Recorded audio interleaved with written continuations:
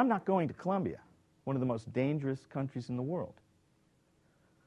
A 40-year drug war has nearly divided and ripped apart the country. And, you know, if you pull out the U.S. State Department's warnings, they say Americans shouldn't travel there at all. I won't read it, but they say if you have to be in Colombia, to travel within that country only by air, never by road. So I sit on this bridge, and I gaze down at the Panama Canal. Anybody been there? Yeah, it looks kind of like a river in parts, right? High banks, lush foliage. And I look towards Colombia, and I imagine those colonial cities and those rural villages, the volcanoes, the jungle, and hell, I can even smell the Colombian coffee. So I long to know Colombia. Now, make no mistake, Colombia is a dangerous place. Foreigners are routinely kidnapped, sometimes even killed, used as pawns. And to go alone? Risky, no question. Yet on that bridge, I realize, even in the face of true danger, I have the power of choice. You know, I can face danger, or I can avoid it. I do know one thing. I didn't sell everything I own and pack up that bike simply to choose the safe route. No, I must confront fear, face danger, and take a chance, accept the risk, because that's the only way I will realize all the possibilities. So I have this feeling, a gut inside, that tells me that I'm going to be all right. So I change my plan, and I go to Colombia. Uh-oh. Now, there's something wrong here. There's 3 boots on the ground. One boot's mine, 2 are not mine. I look to the right, and there's 3 boots on the ground. 1 mine, 2 not.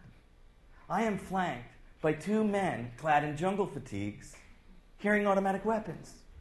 How the hell did they get here? They walk in front of the bike and stand there, holding their guns.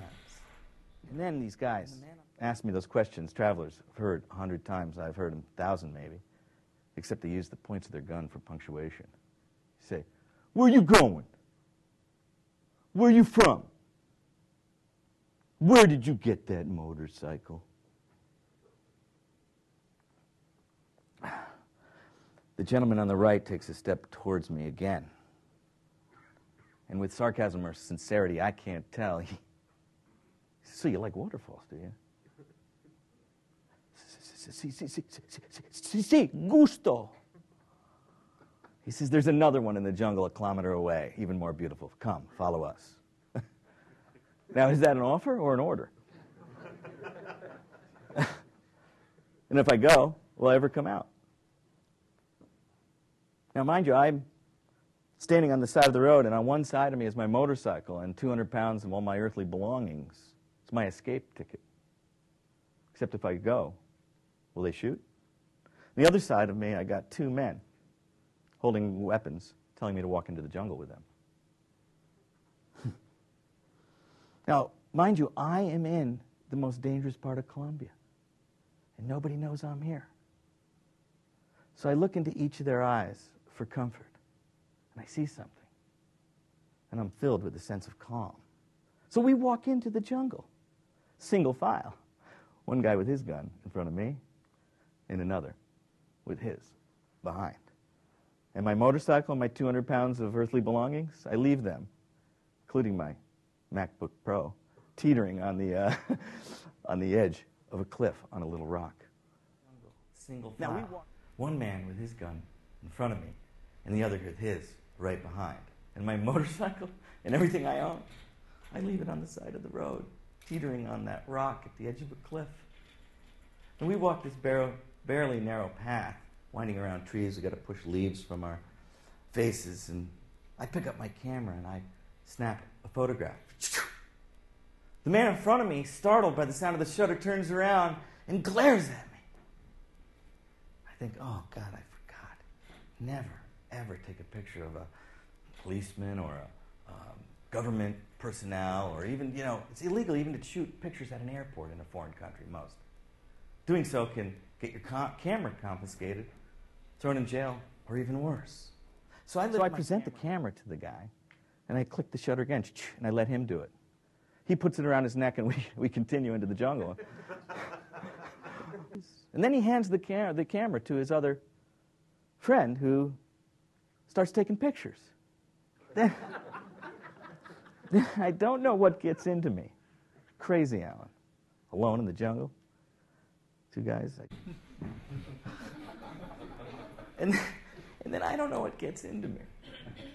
Okay? Crazy Allan. But I turn to the man and I ask him, can I hold your gun? He puts his gun in my hands. It's loaded. There is no safety. And I look down at this weapon and realize that moments ago it could have been used to kill me in a single shot. And then I look at my camera in the hands of the other guy and realize that it probably costs me more money than both these guys make in a year. Now the breeze shifts the jungle trees and water roars from the waterfall into that pool. Birds sing and we're laughing. It occurs to me there's something happening here in the Colombian jungle. Where three men, strangers, just moments ago, could come together and trade personal belongings and sense a universal feeling.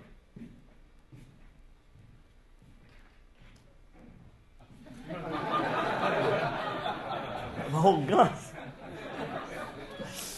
We can sense a universal feeling and enjoy perhaps the most beautiful place in Colombia and share that precious gift of human connection. Now, I walked out of that jungle safely, and yes, with my camera, and I bid my new friends farewell. And it occurred to me, though, as I headed to the border, that though I'd left on this trip alone, I'm really never alone. For it's always possible to connect with humanity, even in the most dangerous part of Colombia.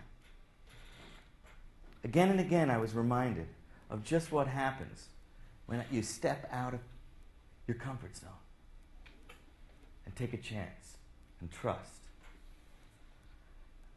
I was told not to go to Syria, okay? As an American, it's impossible to get a visa at the border. But I wanted to find out for myself, so I went. And it was an ordeal, 24 hours at that border, and that I convinced Syrian immigration to give me a visa. But when I tried to get through the border post, the guard stopped me, wouldn't let me through. That is until I sat down and had tea with them. Just where is the end of the road?